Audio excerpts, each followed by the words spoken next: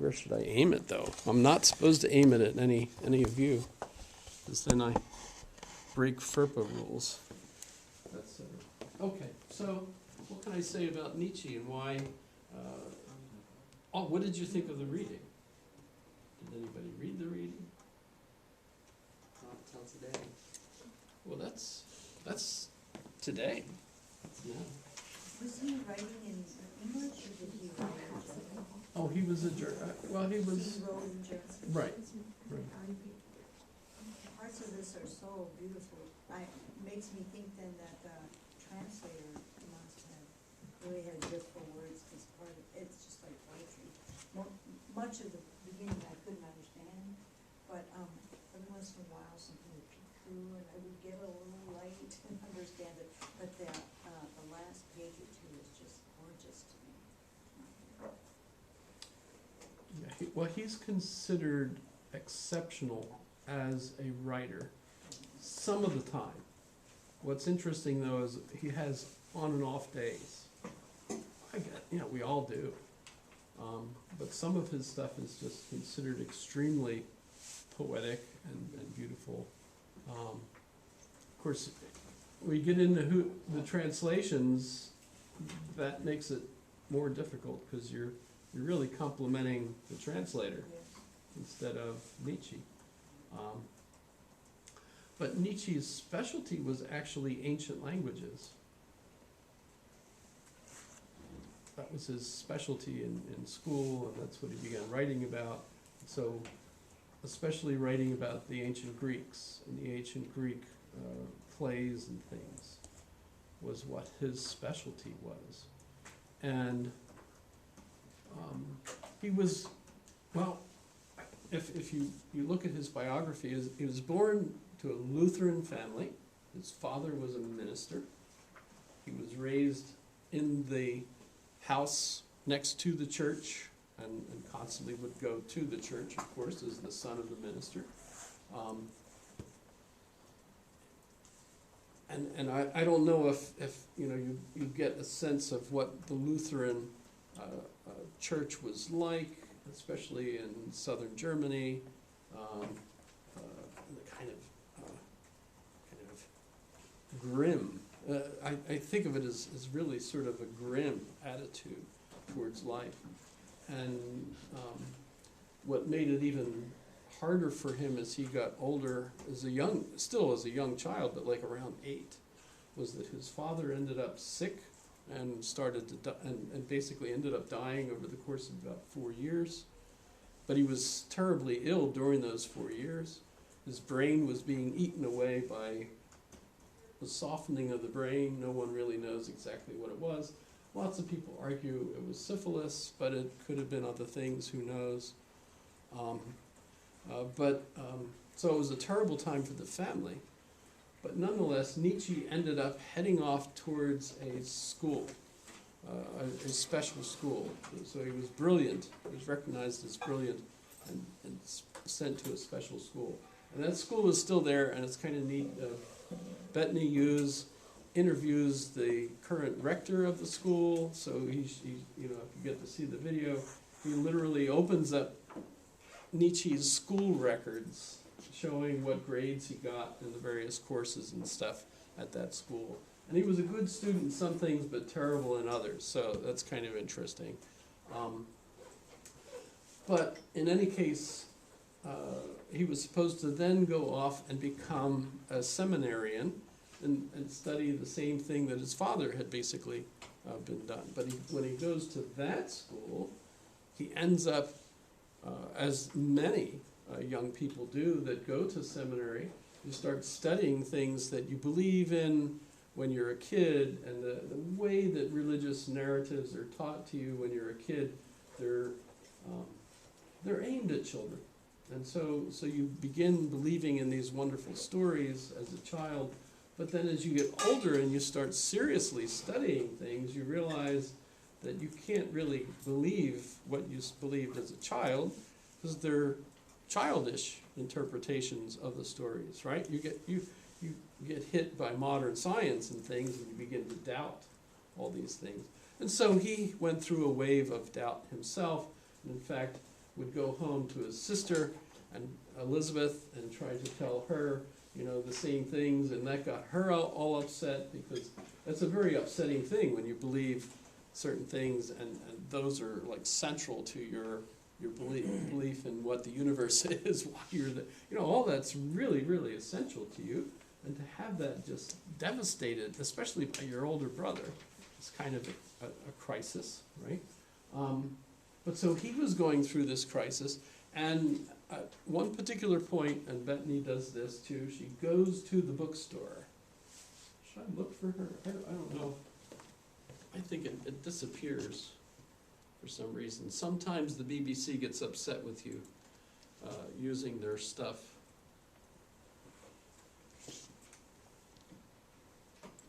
So we did the first quiz question already. It was, what does this piece of art resemble? Oh, that's And Freud. this I don't want the Freud one. And then he told us the answer. Is this the Bethany Hughes one? Isn't it? Yeah, it's in the UA art building. But this doesn't sound like Bethany Hughes. So Trump was not supposed to answer? I mean, guess. Yes. Some of us guessed right. Really? Yeah. Oh, okay, so this is the, at his elementary school where, But it's not one of that's his report card, basically. He's still also in the UA.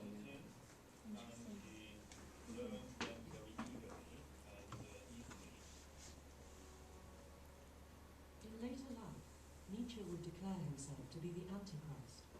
But for now, he betrayed no such sentiment. But that's not Bethany. After leaving school, he went on to study theology at Bonn University, with a view to becoming a priest like his father before him.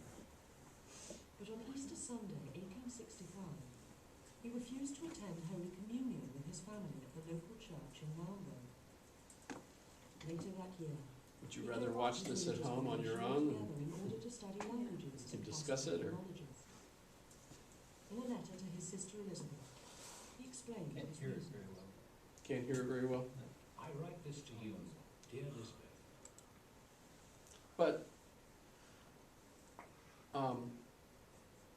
so what she does, and this isn't Bethany Hughes, so I don't know why that came up that way, but she goes into a bookshop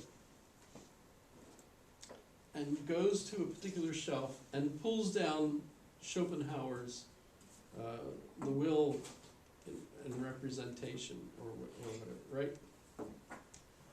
As if this is the book. Nietzsche, you know, was looking in the bookshop, and he opened this and started to read this, and that's, you know, when it hit him, you know, that, you know, all this is false, etc. You know, and life is meaningless, and you know, all that depressing stuff, you know, that Schopenhauer argues, right?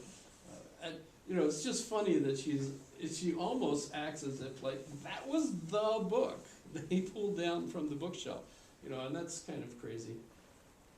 I'm sure she's winging it there. That might not have even been the original bookshop that he. I don't know. How would you know that? It's kind of amazing.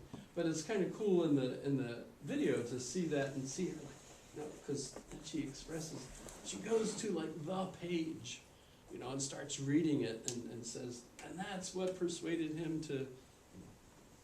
So it's kind of crazy, but it's interesting. The thing is, they of course do know an awful lot about him because he wrote so much, and his sister wrote about him. There are pictures. I don't know if this video include. Have I? Oh yeah, okay. So there is, for example, Elizabeth, Nietzsche's sister, giving his walking cane to Adolf. Der Führer, right? Hitler, right? And there's, of course, other pictures of Hitler posing with the bust of Nietzsche in Nietzsche's house, and so on, which is still there, and you could go visit and stuff. And you could stand there and pose in the same spot where Hitler did if you feel like. It's kind of weird, I suppose, if you want to do that. This is Hitler here, not this guy here. He has the swastika on. So, we do know lots about it. We know that he eventually went crazy himself. He was ill most of his life. There's a fascinating movie called When Nietzsche Wept, which is based on a novel, When Nietzsche Wept. It's again on the web. You could just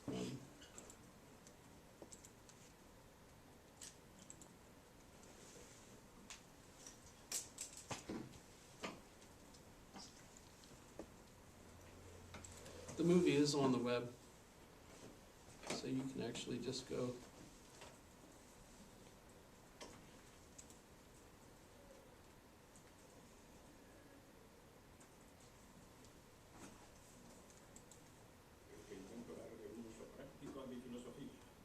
Well, some of the versions aren't in English, so, but you can find it, I'm sure. Guy has a mustache. And that's not really him, of course, it's an actor, right? It's- It would be black and white if it was Nietzsche.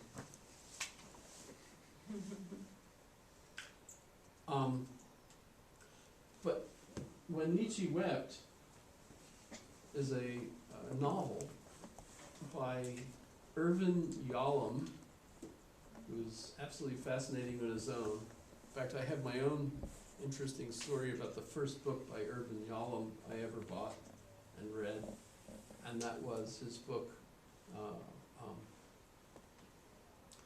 Existential Psychoanalysis or Existential Psychiatry or something like that. So, I still have it, and it's heavy and dense and all that sort of thing. But the reason I bought it was because one day my daughter and I were in the Barnes and Nobles bookstore, the one that we still have downtown, and she said to me, "Dad, go get me a coffee," and told me what kind of coffee it was. In fact, I think she had to write it down because it was one of those complicated, more than coffee kind of thing. And so I went and I got in line. And while I was standing in line, I was bored, and boredom is the root of all evil. And so I looked up at the bookshelf that I was passing by, because that was before they put the fence in between the coffee shop and the rest of the bookstore. And so I was in line with other people for the coffee, line, and I'm looking at the psychology section. And I saw that book, Existential Psychoanalysis, that was the title. I pulled it down and I started looking at it. As soon as I pulled it down, two creepy guys came out of wherever they were in the bookstore and came over and started telling me all about their problems. Like I was, if I'm going to buy this book or even thinking about it, I must be the kind of person that could help you with your problem. But as a result, I still had the book when I got up to order the coffee. So when I bought the coffee, I bought the book too. And that was my first. And by the way, one of my friends who's was a retired psychiatrist at the time, David Lee. I don't know if anybody ever was a patient of David Lee, probably not. But he came into the little playhouse, Cyrano's, when I was sitting waiting for the whatever play it was we were going to go to. I was sitting at the table there, and he came in and he saw me reading that book, and his eyes were, "I didn't know you liked Yalom." And so we had a big discussion about Yalom. So that was kind of cool. But I have actually enjoyed some of his other novels, and one of them is When Nietzsche Wept. And this is all about when Nietzsche is encouraged to talk to Dr. Breuer, who is the person who influences Freud. Freud is in the movie Ziggy. He's a young guy in the movie. He's a student of Dr. Breuer.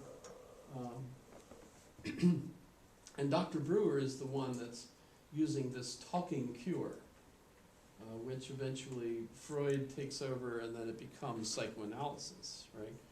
And so Salome, who's a young woman here, and by the way,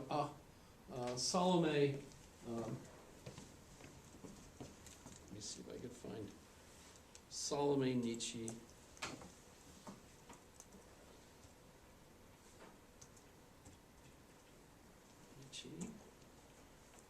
We can get an image of them.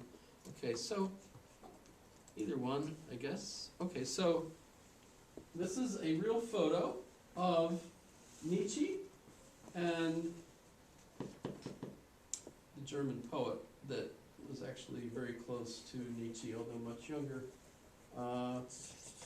You would recognize his name if I remembered it. And then Salome. Notice Salome has a whip. And if you could see the whole picture, oh, here's the whole picture. You could see they posed for this picture as if they were the oxen or mules or whatever pulling the wagon with Salome in it as if she was whipping them. Very sexual kind of, they're, use your imagination, right? But Salome, she wrote books herself. I've read at least one of them about their relationship, and I still can't think of the poet.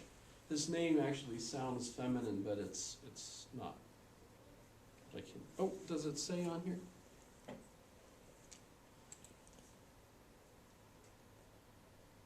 No, doesn't? Why not?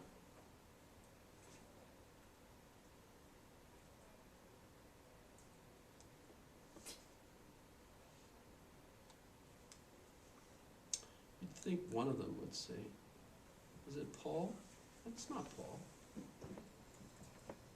Oh well. So he does actually have a relationship with her. He asks her to marry him, and she says, no, I'm interested in your philosophy, but I don't love you, right? In fact, she didn't want to marry anybody at that point, but when she gets older, she does actually marry somebody. I forget who. But in any case, that absolutely upsets Nietzsche because he was really head over heels, I guess, in love with her. But she wasn't interested in marriage. But he eventually does become ill himself with pretty much the same thing, it seems, that his father had. So that makes you wonder, was it genetic? Was it something that his father had that he passed on to him? Who knows? In any case, Nietzsche ended up having these headaches, and that's what Dr. Brewer is supposed to try to cure him of, as if there's stress, headaches. And Louis Salome is the one who gets him to have this relationship with Dr. Brewer in the book. The thing is, that actually never happened. So Yalom is making that up. So it is fiction, although all the characters are real. If you ever get involved in reading that kind of thing.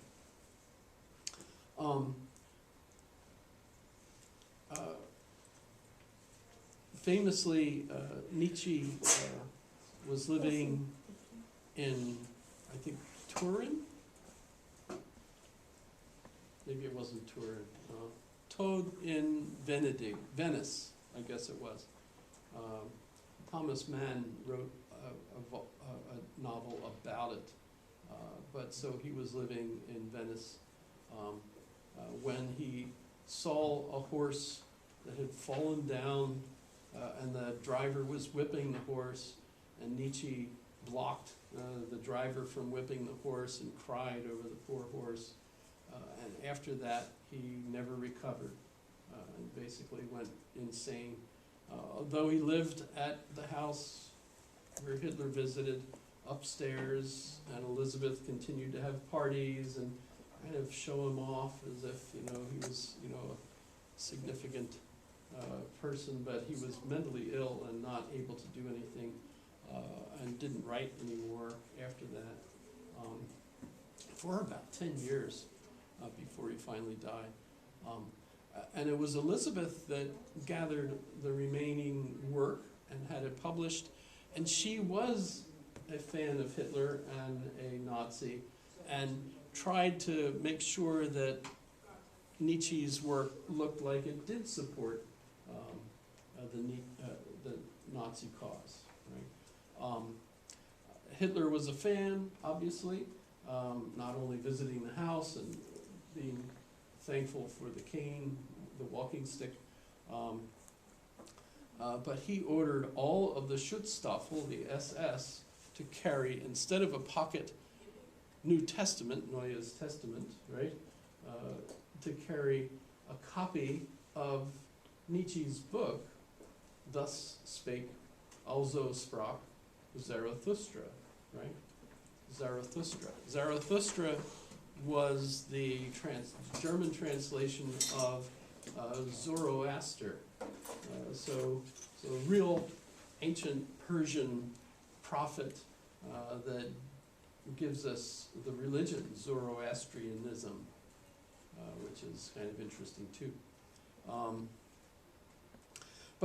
And then we have this famous scene where Zoroaster comes down from the mountain and delivers the good news to the village and says, God is dead. And nobody gets it. And he complains, I've come too soon. Right? And what's interesting, and Bettany points this out, is that when Nietzsche wrote that, he was in this little village up in the mountains, in this little inn where you could go visit it. The room is still there where he wrote the book, etc. So you could see where he comes down from the mountain, literally, by the lake, by the rock, and says, God is dead, etc. So Bettany really does a great job in her video with that. And you get a sense that you've actually seen the room where he was, where he spent like 3 months there writing this.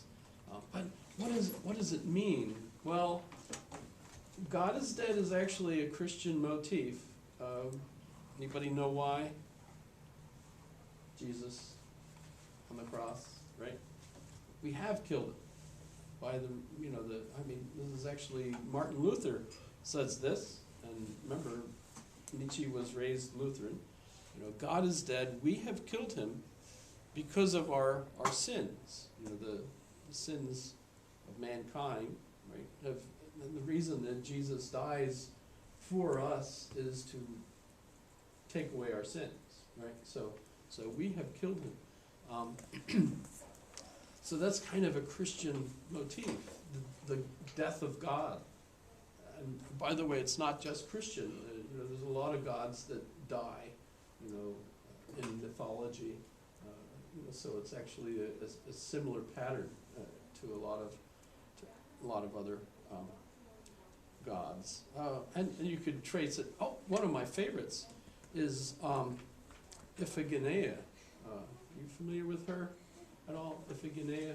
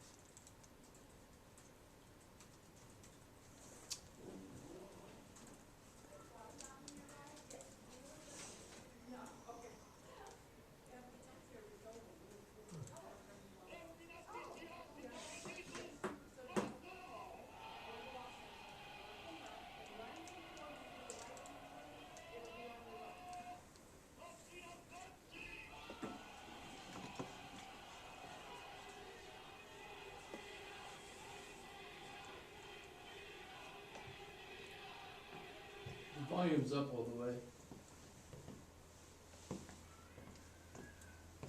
So that's Agamemnon. Agamemnon, literally, my interpretation of the Greek means king no balls. Because A means not, and gametes, right? So no gametes. So I think it's a joke, right? Because if you remember in the, what happened to the,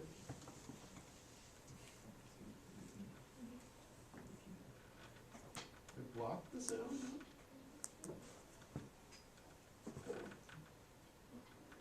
Oh, you can still hear the rattle.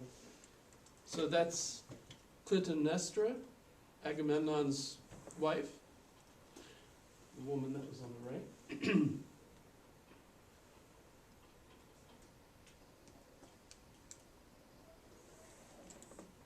That's, we lost, there she is. So that's Iphigenia. If you're familiar with the basic plot of this, Agamemnon had called all the Greeks to come together to attack the Trojans because of Paris, who was the prince from Troy, had taken Menelaus's wife Helen, right? Yes? Everybody knows that. And he wants to lead the Greeks to go and get Helen back, right? And they all come together on this island from which they're going to set off. But the problem is the winds die out, and there's no wind to let them sail on to attack Troy together. And they go to the priests on the island to find out what happened, and the priest says they have to offer a sacrifice in order to get the gods to give them the winds back. And the priest says that the sacrifice has to be Agamemnon's daughter, Iphigenia. So Agamemnon is stuck. He obviously loves his daughter, doesn't want to give her up, but at the same time, the men are going to basically starve to death on this island unless they get the winds. So he agrees, and he sends for his daughter, and his wife comes too, which he didn't want. But they end up with both the daughter and the mother, and she comes thinking that she's going to marry Achilles.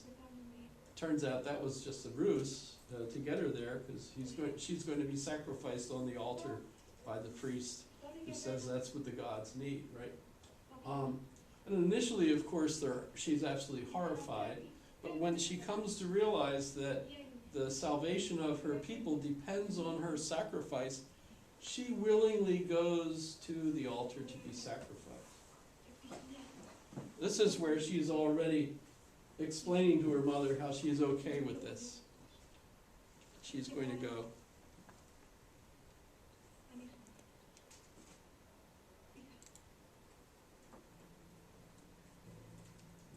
So this is where she goes up to the altar. That's the priest up there at the top of the hill waiting for her. Now, and what you see as she's going up is the winds already start to change. And that's when Agamemnon realizes, hey, wait a minute. You know, they don't actually need to kill her, because that's Achilles. So he was willing to fight against all the other men in order to save her. Which is kind of... This is a Greek movie, by the way.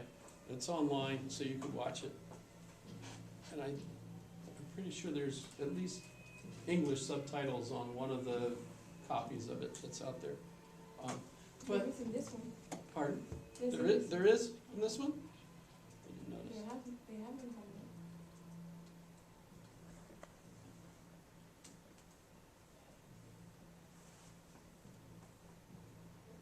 But yeah, Agamemnon comes out as a really stupid guy.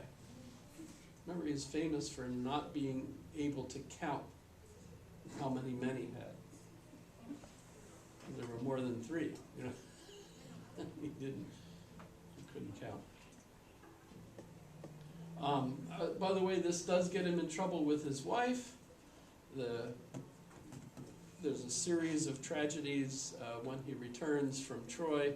By the way, there's a movie, an American movie, is it with Brad Pitt, called Troy. It was a terrible movie, by the way, because I think it shows Agamemnon being killed there, which is totally wrong, because Agamemnon does make it home, and that's when he gets killed by his wife, who's mad at him because he sacrificed his daughter, right? So I mean, there's a whole series of tragedies, etc. But then you also have the issue of what actually happens to Iphigenia, because when she gets up to the top, no, the movie will not show you what actually happens. They just show Agamemnon being absolutely horrified, right? Is this cool or not? Yes? Okay. Well, Iphigenia becomes like a Greek heroine, and they believe that she actually resurrects. You know, so some argue she never actually was killed. That this is where this all. You can see the winds are coming already. She's not even made it up to the altar yet. And he realizes it too, right?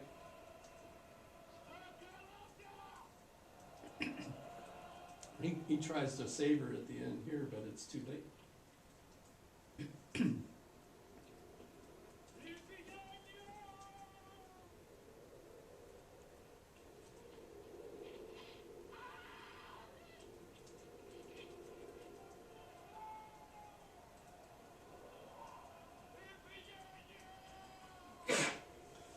So, no one actually knows what happens to her. There's multiple versions. Was she killed? Was she never killed? But she shows up for later plays. Right? You know, so, you know, that's... Sorry, by the way, all of those guys are naked. That's how the Greeks did things. However, so she's one of my favorites because as a narrative, she's Jesus as a female instead of male. So that's, we don't think of it that way. But there are other heroic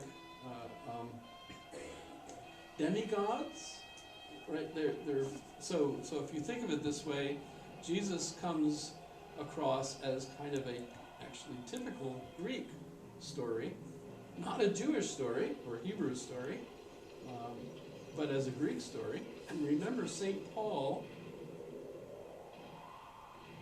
primarily taught to the Greeks. He was converting Greeks.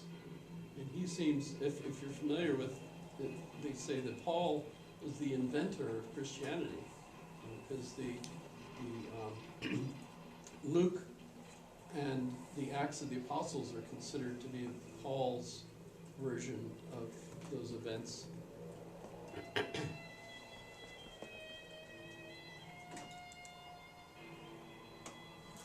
So she already knows she's going to get even with him when he gets back. Okay. When you say Greek, you mean Gentiles. See, when all Was to the Roman- Gentiles, but Roman it was Paul of Tarsus. Tarsus is actually a Greek city, and then Ephesus and Antioch and until he of course goes to Rome. Thessalonica. Yeah, so in a sense, it seems like many of the characteristics of the Christian narrative, even Christos is Greek for anointed Messiah, is the same, is the translation of Christos. Just in any case, God is dead. We have killed him. But Nietzsche turns this around and argues that it's the story that God exists that we no longer need. and by the way, he's influenced by Darwin, so he thinks religious narration is essentially stories made up by people. And so you have an evolving understanding of life, and at some point we believe that there were divine powers that did things, but once we believe in evolution, we no longer need them. We know that there are no gods, and we have evolved ourselves past the point at which we need those kinds of traditional religious narratives. And we have now become what he calls an Übermensch, right? An Übermensch, or literally an overman. Uber, well, it's also now a car thing, you know, right? But, you know, and so an Überman, Übermensch, right?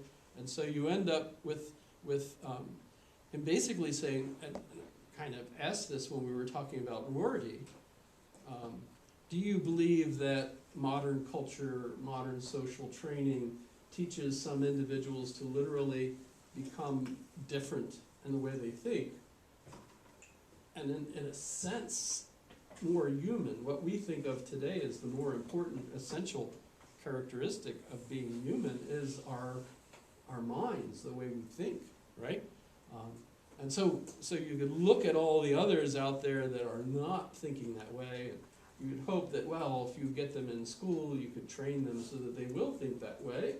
But what about all the folks that will never have that opportunity because of economic disadvantages or because of cultural conflicts? I mean, you know, if you live in a culture that believes giving a woman an education is a killable offense, right?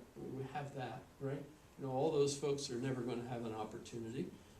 And then, of course, you also have individuals that literally have brain disabilities that are not going to let them do those kinds of, run those kinds of programs, right? Well, so the Übermenschen are essentially a class of humans that are over all the others. You know, the Aryan race, as Hitler thinks, right? You know, the Schutzstaffel, you know, were the upper class, so to speak, of the Nazis, right? So you know, and there's all kinds of goofy stuff, of course, about this Aryan race stuff. By the way, an awful lot of that actually came from American authors that Hitler was familiar with. And by the way, we were a more racial country than Germany was at the time, because we still are the biggest immigration target for a lot of people, right? More immigrants live in the United States than any other country, as far as I understand it. And there were concerns among many of, you know, the Americans to prevent unwelcome guests to come to the United States, as there still is. Trump, for example, am I allowed to mention our illustrious president? Trump would like certain kinds of people to come in that have certain qualifications, etc., but he doesn't want rapists and, you know, all these other, you know, individuals to come in. Well, I mean, that was the case. I remember reading Ray Monk's book on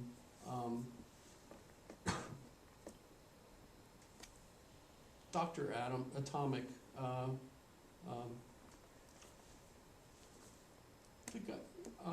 The guy that was the head of the bomb. Shoot, I can't think of his name. Begins with an O. Oppenheimer. Yeah, Oppenheimer. Ray Monk's book on Oppenheimer.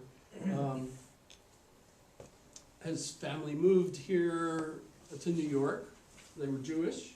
I think Oppenheimer was like in high school at the time, but he went to finished high school in New York and then went to college and everything. And his parents were well-to-do and wealthy, But the city had a pecking order, so even though they were very wealthy and they lived in the best kind of apartment, they couldn't move into the posh clubs and things because you had to be WASPs, white Anglo-Saxon Protestant, right, in order to do that. And so it was very upsetting to them that they couldn't mix, you know, with the elite in New York. But then along came a new wave of immigration from Eastern Europe, and the Jews that were in that immigration were such low class that the high class Jews that were already there didn't like them. So it's, you know, so there's class structure involved in all of that too. In any case, that's an important part of what happened in that history, because they didn't want the Jews that were trying to escape from Europe to come to here as well. I mean, there's lots of interesting stories about the ships that aren't allowed, they couldn't dock any place, no one would let them off, and so on. You know, okay. How did I get into that? But in any case, so Ubermensch. the Ubermensch, yeah, that's with us.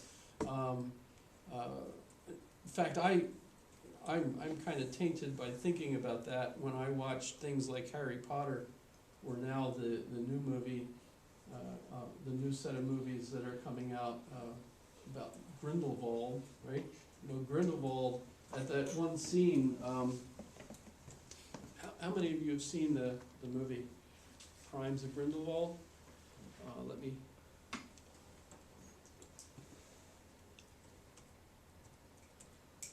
Talking about the scene underground in the cemetery, Is it the underground? catacombs. It's in a building. Randy Rainbow live. That's in my thing now, thank you. It won't go away now.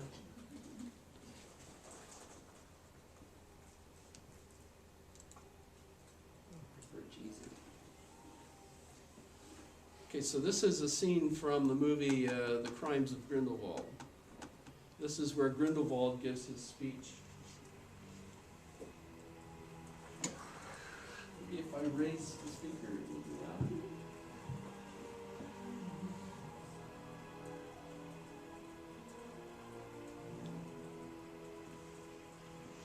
Is the volume on YouTube maxed out too?